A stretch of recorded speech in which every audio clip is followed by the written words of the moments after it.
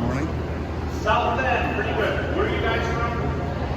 Reading, that's pretty close. In 1965, I walked up this ramp to see the Kansas City Athletics play the Red Sox, and I became a Red Sox fan that minute.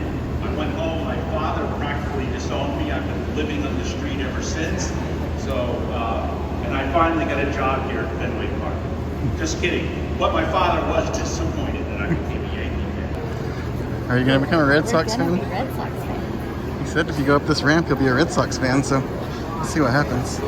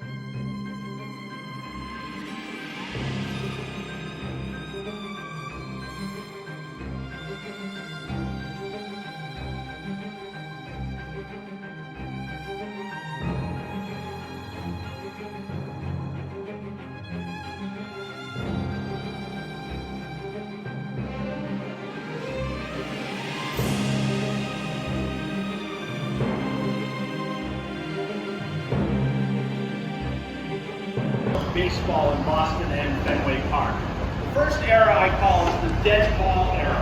When baseball began, with the National League in 1876 and the American League in 1901, the ball was different.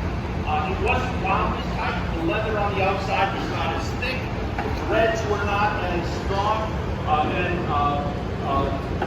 and that was called, we call it the dead ball. So the ball didn't travel so far, we did our best to use one ball a game.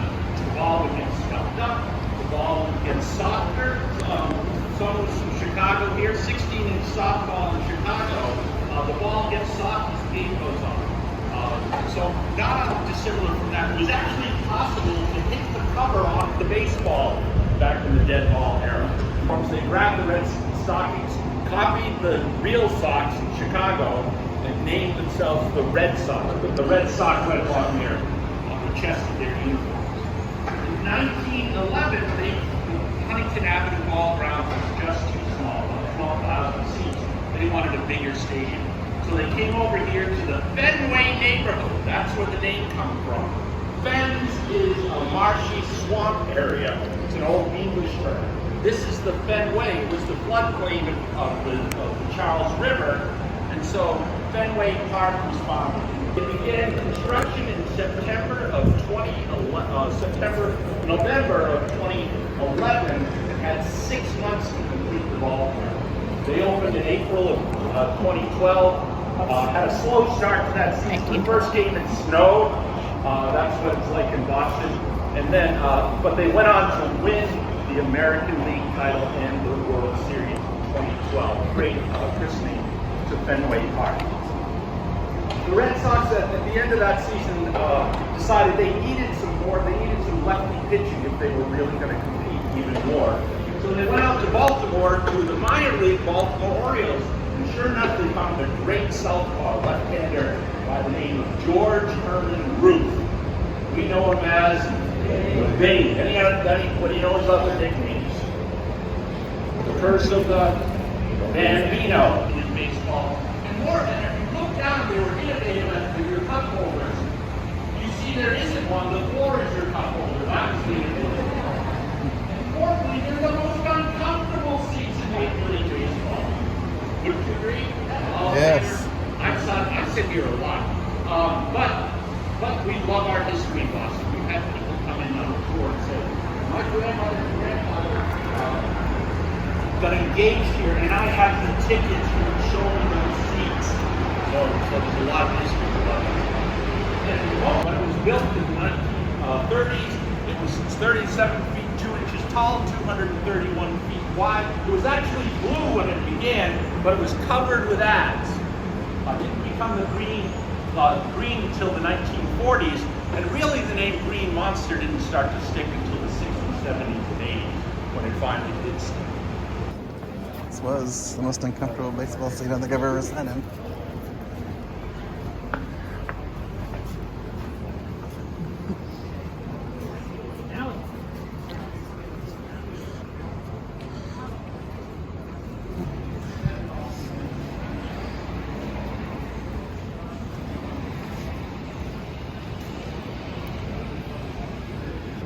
See the press box.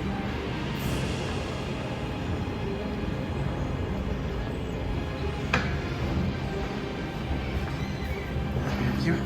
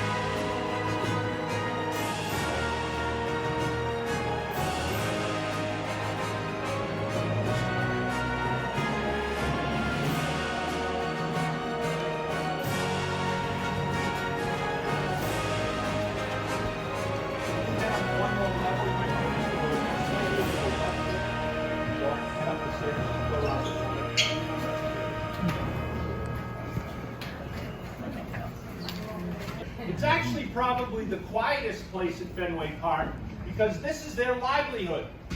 These writers come up here. This is where the written press is. As we walked in to the right, you might have noticed the signs. That's the broadcasters.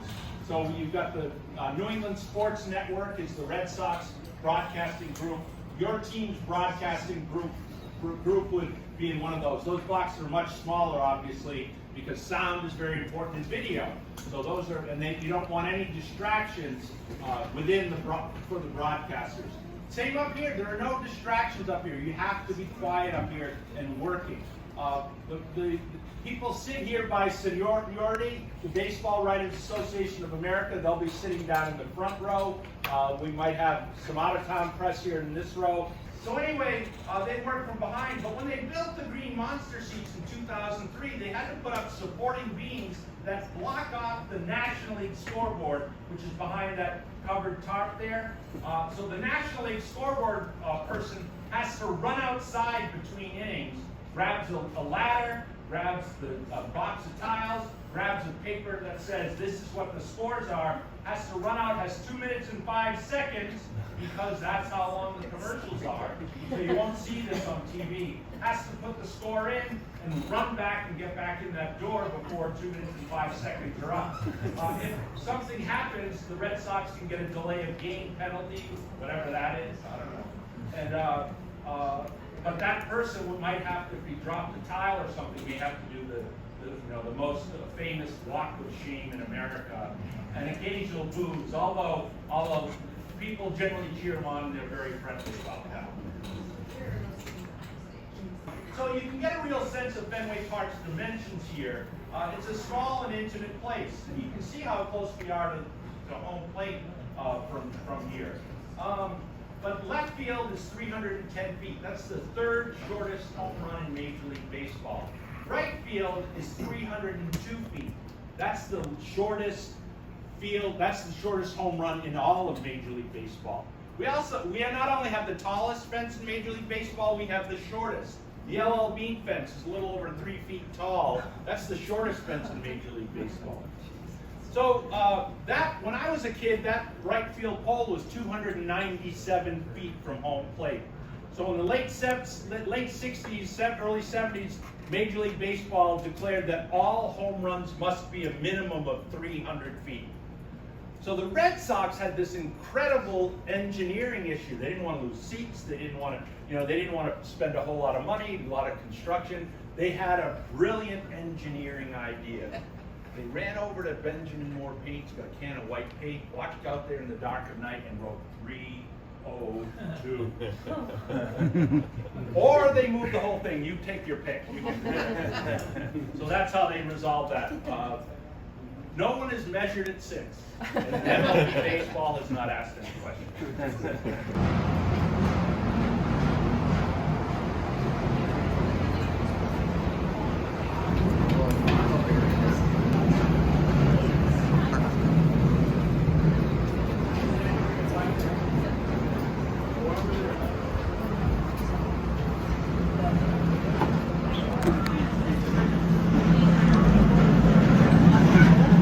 Every seats. I don't see anything up here.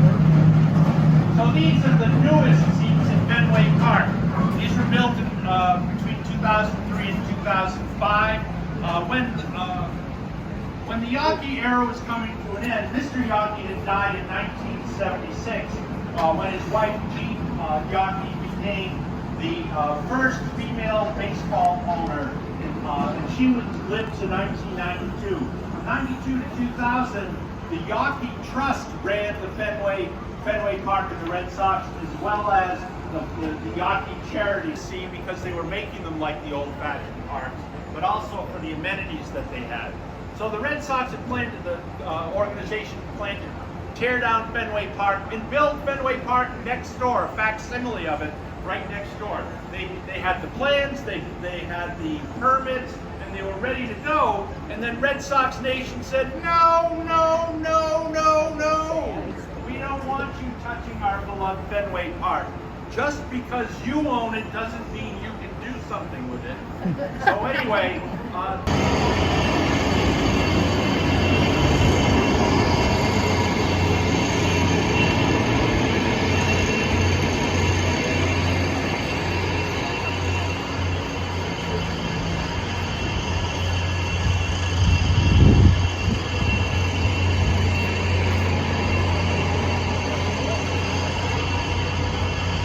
now we're going to go to the best seats to watch a baseball game in all of Major League Baseball. To the green monster.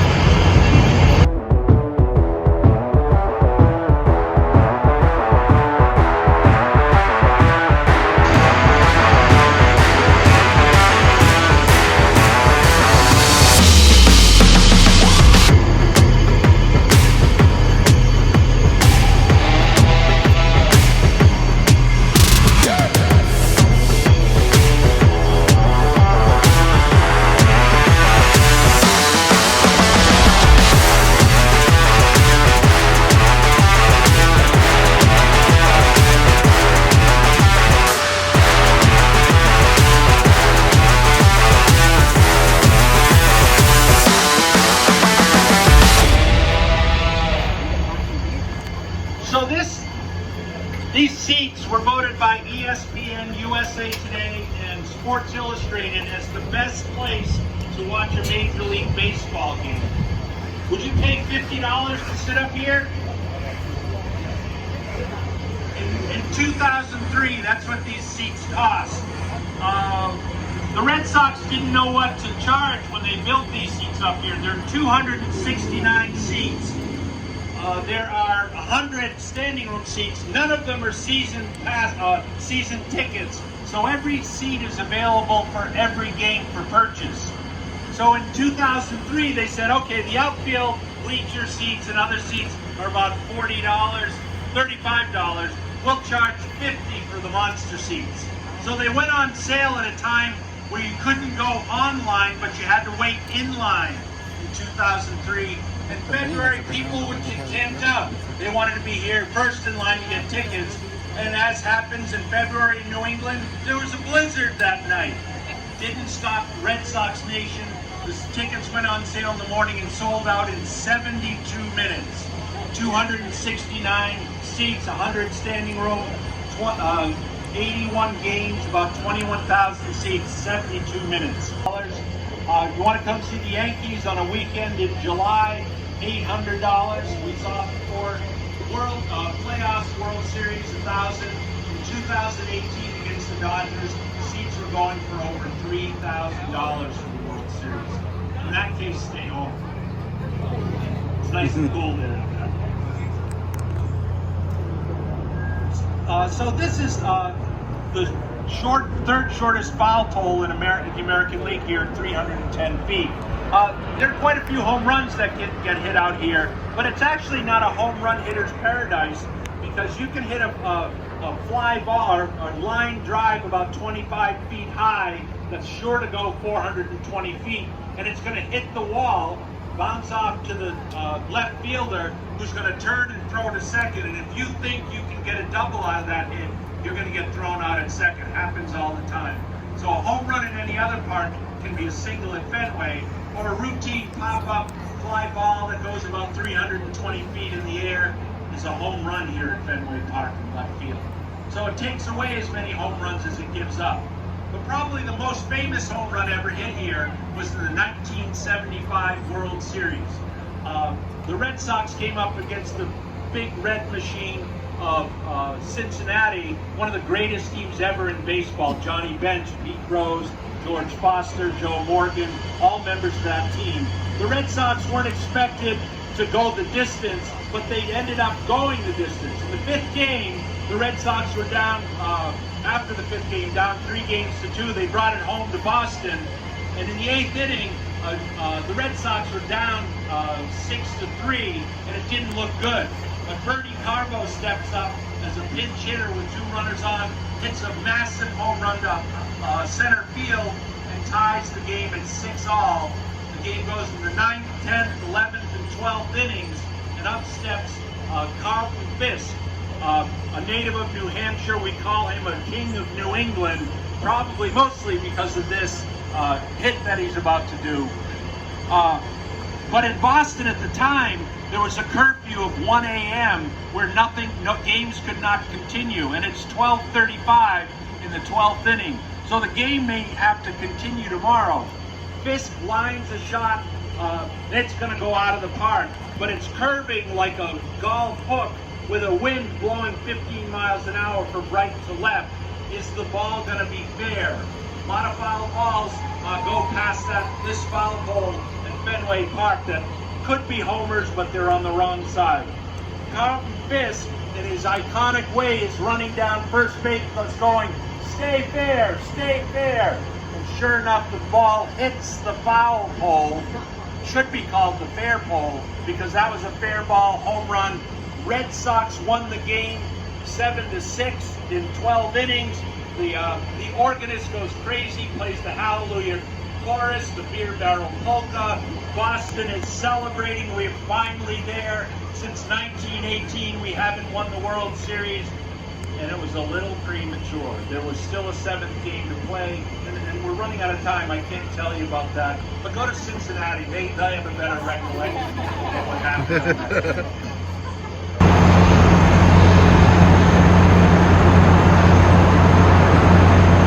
Favorite sign in the city.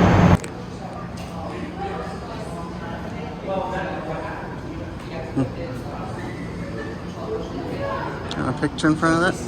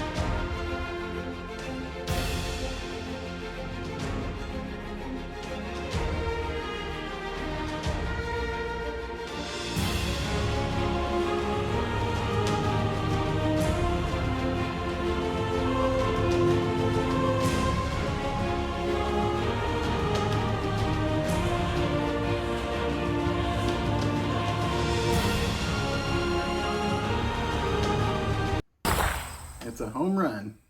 I mean, the t-shirt I got in their amazing gift shop at Fenway Park. Did you guys enjoy this tour of Fenway Park? Here's the thing. He said that once you walk up the up that ramp, you're going to become a Red Sox fan. Well, here's the issue I have. I've been to that stadium 4 or 5 times, and I've never seen a baseball game there. Isn't that crazy? I'm going to have to go back and watch a baseball game there so I can really decide if I'm a Red Sox fan or not. I actually don't have a favorite team, so I'm up for grabs, guys. Do you guys have a favorite team? Is it the Red Sox or is it someone else? Let me know in the comments below what you guys think. So as you may or may not know, today is opening day for Major League Baseball. So if you're a baseball fan out there, I hope you enjoy. I might try and take in a little more baseball than I usually do because I've always wanted to try baseball, but I've never really been into it. Let me know what you guys think about this type of video. Hopefully you had a lovely, lovely time. We love you guys so much. We will see you next t-shirt.